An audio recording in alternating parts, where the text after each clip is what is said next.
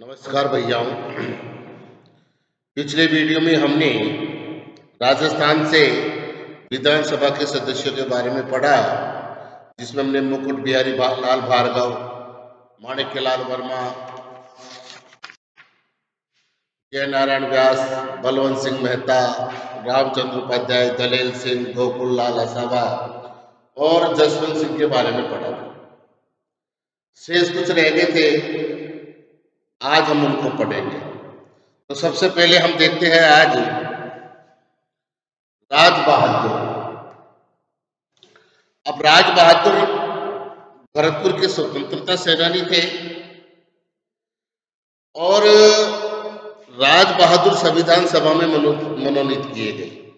इन्होंने समाज के पिछड़े वर्गों के उत्थान के लिए कार्य किया तथा भरतपुर रियासत में बेगार प्रथा का विरोध किया।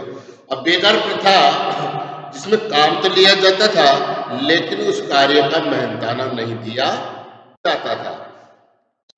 ये पेशे से वकील थे और ये केंद्रीय मंत्रिमंडल में मंत्री भी रहे। इन्होंने नेपाल में भारत के राजदूत के रूप में भी कार्य किया। जो एक देश के दूसरे देश में हमारा देश का प्रतिनिधित्व करते हैं, उसको हम राजदूत कहते हैं। क्या कहते हैं उनको? राजदूत कहते हैं। इसके बाद में आता है हीरालाल शास्त्री। अब हीरालाल शास्त्री का जन्म 24 नवंबर 1899 को हुआ। कब हुआ इसका? 24 नवंबर 1899 इनका जन्म हुआ हीरालाल शास्त्री का।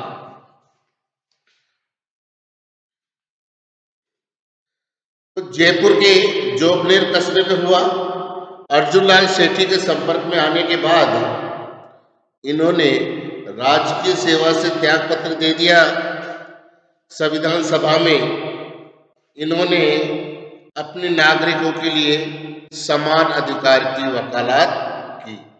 अब इन्होंने राजकीय सेवा से इन्होंने त्याग पत्र दे करके अपने इलाके के जो इन्होंने अपने नागरिकों के लिए समान अधिकार की वकालत की, यानी कि प्रत्येक व्यक्ति को समान अधिकार मिले। शास्त्री जिले टोंक जिले की निवाई तहसील में वनस्पति ग्राम में जीवन कुटीर नामक संस्था की स्थापना की और उन्होंने अपने जो वनस्थली निवाई टोंक जिले के अंदर, वहां पर इन्होंने जीवन कुटीर नामक संस्था की स्थापना की। इसके बाद के माध्यम से समाज सेवा की दिशा में महत्वपूर्ण कार्य किया गया। इसके बाद ये जयपुर प्रजामंडल से जुड़े। ये अखिल भारतीय देशी राज लोक परिषद के प्रधानमंत्री भी रहे और राजस्थान के प्रथम मुख्यमंत्री के रूप में भी इन्होंने काम किया। इस प्रकार हीरालाल शास्त्री का योगदान संविधान सभा में रहा। इसके बाद आता है सरदार सिंह। खेतड़ी के राजा सरदार सिंह संविधान सभा के सदस्य रहे। सरदार सिंह 1950 से लेकर के 1952 के बीच अस्थायी संसद के सदस्य भी रहे।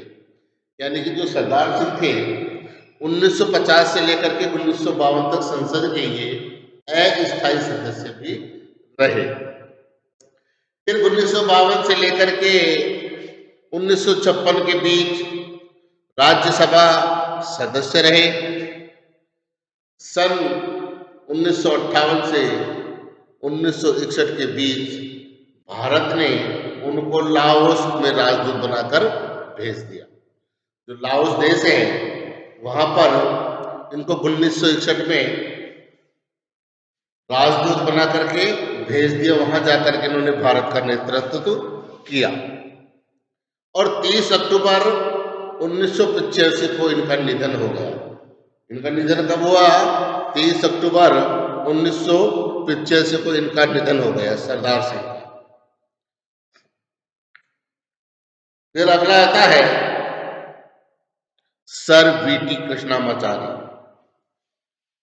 सर वीटी कृष्णामाचारी, इनका योगदान भी काफी अच्छा रहा।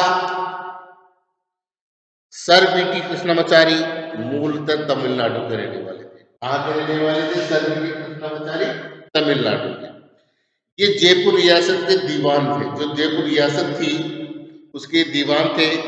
टीपी खेतान के निधन के बाद इन्हें संविधान के प्रारूप समिति में जगह दी गई। जब टीपी खेतान से उनका निधन हो गया, निधन होने के बाद इनको संविधान की प्रारूप समिति के अंदर जगह दी गई और 1961 में राज्यसभा के लिए चुन लिए गए। 1961 के अंदर इनको राज्यसभा में भेज दिया गया, वहां उनके लिए इनका चयन हो गया था। फिर आता है सीएस वेंकटाचार्य। अब सीएस वेंकटाचार्य कर्नाटक के रहने वाले थे। प्रशासनिक अधिकारी आईसीएस थे, यानी कि सरकारी सेवा में थे आईसीएस। जोधपुर के महाराजा उम्मेद सिंह ने इनको 1949 में अपना प्रशासनिक अधिकारी बनाया। अब ये जो सीएस वेंकटाचार्य कर्नाटक के रहने वाले थे, ये प्रशासनिक अधिकारी आईसीएस थे और जोधपुर के महाराजा उम्मेद सिंह ने इनको 1949 में अपना प्रशासनिक अधिकारी बनाया। बाद में जयपुर राज प्रमुख राजा मान सिंह के प्रशासनिक अधिकारी बने और 6 जनवरी 1951 से 25 अप्रैल 1951 तक राजस्थान के मुख्यमंत्री भी रहे। यानी कि 6 जनवरी 1951 से लेकर के 25 अप्रैल 1951 तक के राजस्थान के मुख्यमंत्री भी रहे। फिर आता है सरदार के.एम. पन्नीकर। अब सरदार के.एम. पन्नीकर केरल राज्य के रहने वाले।